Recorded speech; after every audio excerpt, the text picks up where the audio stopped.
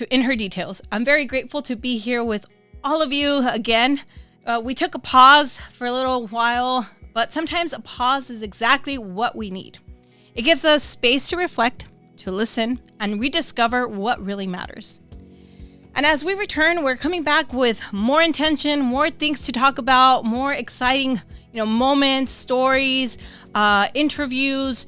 Let's see what who we encounter, who we get to talk to. I'm really, really excited to be here again.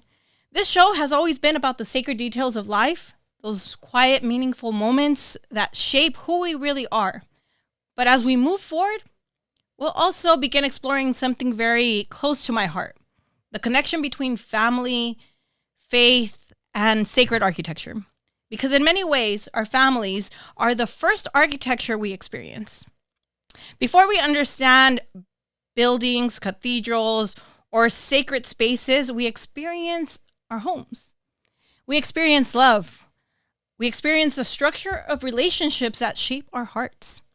Mother and daughter, father and son, husband and wife, friendships that become family. Each of those bonds form the architecture of our lives. Together on this show, we'll walk hand in hand with the Holy Family, drawing inspiration from what I call a blueprint to holiness. We'll reflect on how faith shapes the spaces we live in, the relationships we build, and the way we encounter God in everyday life. So today I want to begin with something simple, a reflection on family. So during our pause, I spent time thinking about the smallest moments in life, the moments we sometimes overlook, and I realized that very often the smallest moments carry the deepest meaning. A simple conversation with my mom, a quiet evening with my dad, the loss of my grandmother, the loss of a few other friends and family, beginning a new chapter in our family as well. My father, who tended to my grandmother, my parents, tended to my grandmother every day. And now it's a new chapter. It's a new schedule for our family. A moment of laughter also, many moments of laughter, new experiences, working with the young adults at the high school I teach, and also a moment of laughter with someone I love. These are not dramatic moments. They are not the moments that usually make headlines or stand out in our memories at first, but they are the moments that quietly shape our hearts.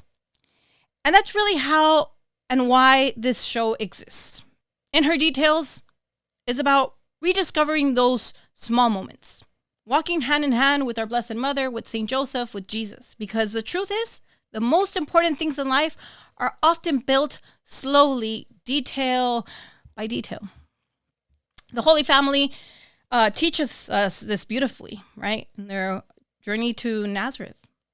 When we think about the life of Jesus, we often focus on his miracles, the teachings, the extraordinary moments of his ministry. But before all of that, there are years of quiet life in Nazareth, years of ordinary family life. Jesus grew up in a home with Mary and Joseph. Can you imagine that home? Full of, that holiness, right? St. Joseph leading as a father, our Blessed Mother tending to her husband and tending to Jesus, right? A home filled with prayer, work, patience, and most importantly, love. And in that quiet home, something sacred was being formed. Holiness. Sometimes we imagine holiness as something dramatic or distant, something only saints in history achieved, right? Or the disciples, the apostles. But the Holy Family reminds us that holiness is often built in the ordinary moments of life, in those small moments. We think about, we're all called to holiness, and we all have our own story. Each of us, as my favorite saint, or my patron saint, Saint John of the Cross, or my confirmation saint as well, Saint Elizabeth of Hungary. But just, they have their own story, right? The inspiration that I have from them, the stories that I've read about, their life. But each of us has our, we have our own story. Um, the meal shared together, the work of the day, all those, stories we have, the patience that requires, right, in this saint life. And these are a few simple, a few things to think about, our saint life. So I just want to invite you to continue staying with us in this next episode or show, right, to talk about, these moments of our journey together as we all walk together with the Holy Family. Once again, we're all living our own life. No one's in competition. No one is, we're not running a race. We're all individually, writing our own story, right? Or our relationship with Jesus. How is that? Right now we're in Lent, right? It's the beginning of March. This is a moment to be in the desert, right? We're in the desert. It will be, maybe when this show goes up, it will be like the 4th week of Lent. But yes, it's a time to reflect about Our Lady, what she might be, what she might have been thinking, right, during this time, already knowing that what her son, what our Lord was about to go through, right? And our Lord as well in the desert, right? In prayer, we are each in our own desert praying. Maybe this is a time to, also where our Lord invites us to detach from a lot of things that are, maybe not taking us to a good path. I want to share on this episode, 2 weeks ago, I started teaching. It was a Tuesday, right? I started teaching at the high school where I teach, and we teach an architectural class there. And I've been with these students for the past 2 years, almost 2 years. They're about to finish their certificate, right, to the dual enrollment course that they are taking. And what I did, I, walked into my classroom. I left my stuff, and I also set up my computer, the new Revit class that I am teaching there. For those who do not know what Revit is, it's a architectural computer-aided design program. And so as I'm setting up, I put some jazz music to get the ambiance going, and, to have them settle down, especially that my class started right after their lunch break. And as they're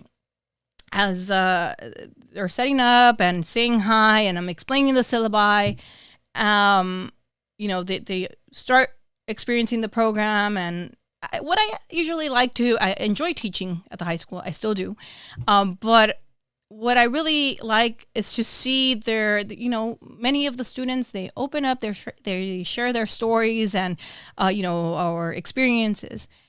And as the class ends, it started that day at around 1:23. That's the schedule, and it ends at 2:20.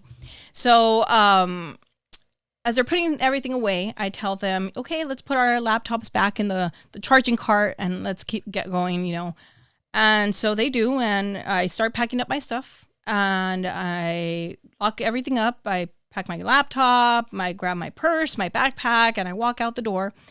And as I'm walking to the elevator, I think, whoa, I brought my Bluetooth speaker.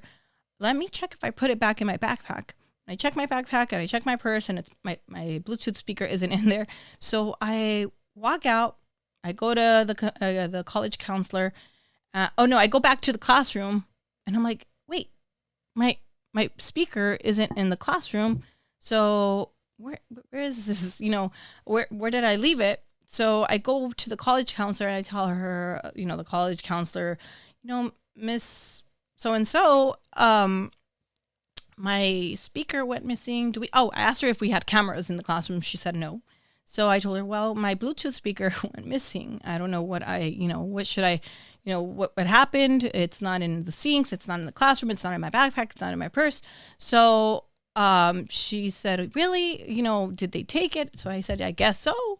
So since I did notify the school, they did tell me to, I would have to file a police report and so, all this. So on Thursday, the principal goes and, tells the students, hey, the speaker went missing. Please return your professor's speaker, leave it at my desk, if you don't want anyone to find out, so and so, right? So what I told my students, right, right after the principal left, I did, I spoke to, I did give the students a speech telling them, I don't care about the material stuff. And where I'm going with this is because, we are talking about these details. We are talking about this revitalization of the family cell, because this is our focus as well. The revitalization of the family cell, right? What are we living today? And this is, yes, within our church and not within our church. This is in, our society, right? So what I told the students, I said, you know what? I don't care about the material stuff. I do not care about, the speaker. The speaker, I can buy a new one. I can, buy a smaller, cheaper speaker or a better one or whatever, right? That's replaceable. But what I do not appreciate, what I do not like, and what really disappoints me, because I've known you for almost 2 years, is the action.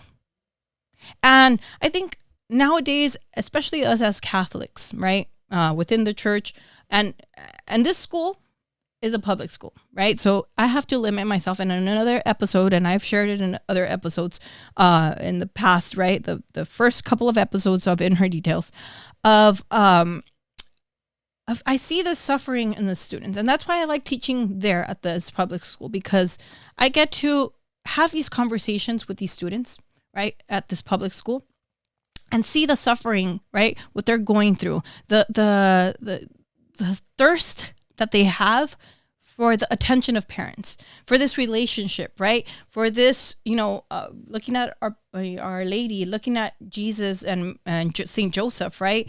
Of a holy family, right?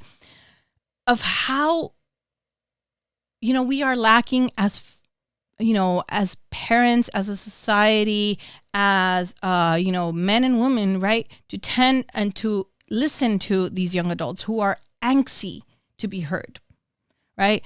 And that's where really we have to start making that change within our homes. Not, yes, definitely outside in our society, but it starts at home. And I think that's something we all can, agree on. It starts at home, right? It starts with mom and dad. It starts with, maybe a single parent, mom, or, or a single parent, just dad. But the way we are teaching our kids or teaching our children, right? And I did tell them that, what hurts the most and what disappoints me is the action. And I did also tell them that, with you, with this action you already taken, if this is the first time you do this, it starts, that's where the addiction starts. That's where the bad choices, the bad decisions start. And if this is the first time that you do this, don't do it again, right? Bring back the speaker, bring it to my desk, send me an email. I'll wait at the end of the class, but bring it back. And I did had to file a police report, right? And the police officer, he asked me, okay, professor, as soon as we make this report, do you want to file, or do you want to press charges? And I said, you know what? No. Why? Because it's a speaker, right? It's a simple speaker. And the moment, I press charges, of course, it's going to be on the student. If it was my identity, if it was my cards, if it was my phone, my laptop, my car keys, then I would. But since it's a speaker, of course, it's something that's replaceable.